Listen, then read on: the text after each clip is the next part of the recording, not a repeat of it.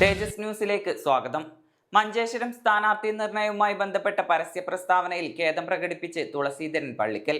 മഞ്ചേശ്വരത്തെ SDPI സ്ഥാനാർത്ഥിയെ നിർത്തിയതുമായി ബന്ധപ്പെട്ട് party ദേശീയ പ്രവർത്തക സമിതി അംഗമായിരുന്ന തുളസീധരൻ പള്ളിക്കൽ വിമർശനം ഉന്നയിച്ചിരുന്നു.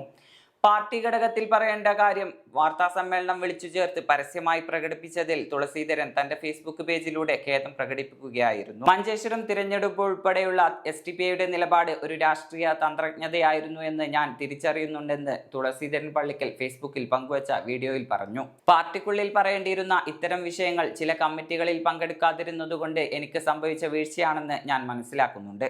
ഇതിന്റെ പേരിൽ കേരളത്തിൽ അങ്ങോളം ഇങ്ങോളം 10,000-കണക്കിന് പ്രവർത്തകർക്കുണ്ടായ വേദനയിലും മറ്റ് അപകീർത്തികരമായ അനുഭവങ്ങളിലും ഉള്ള നിർവ്യാജമായ ഖേദം ഞാൻ അറിയിക്കുകയാണെന്ന് തുളസീധരൻ പള്ളിക്കൽ പറഞ്ഞു. പ്രിയമുള്ളവരെ, നിയമസഭാ തെരഞ്ഞെടുപ്പുമായി ബന്ധപ്പെട്ട്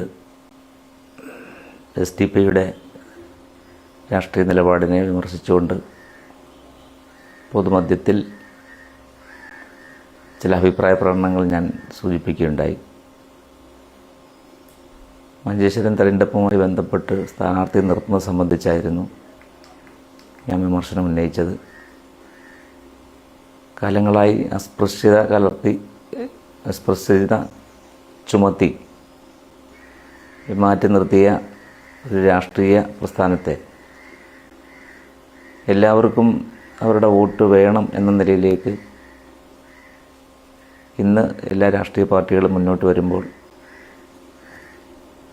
മഞ്ചേശ്വരം തെരഞ്ഞെടുപ്പ് ഉൾപ്പെടെയുള്ള SDPIയുടെ നിലപാട് ഒരു രാഷ്ട്രീയ തന്ത്രജ്ഞതയായിരുന്നു എന്ന് ഞാൻ തിരിച്ചറിയുന്നുണ്ട്. പാർട്ടിക്കുള്ളിൽ പറയേണ്ടിയിരുന്ന ഇത്തരം വിഷയങ്ങൾ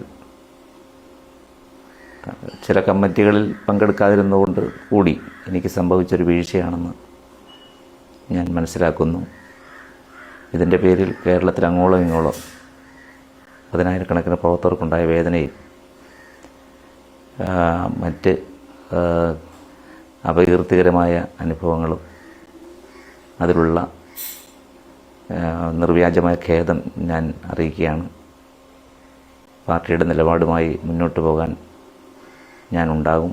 17 വർഷമായി എൻ്റെ കൂടി വിയർപ്പും എൻ്റെ കൂടി അധ്വാനവുമാണ് ഈ പാർട്ടി എന്ന് ഞാൻ മനസ്സിലാക്കുന്നു. എല്ലാവർക്കും നന്ദി.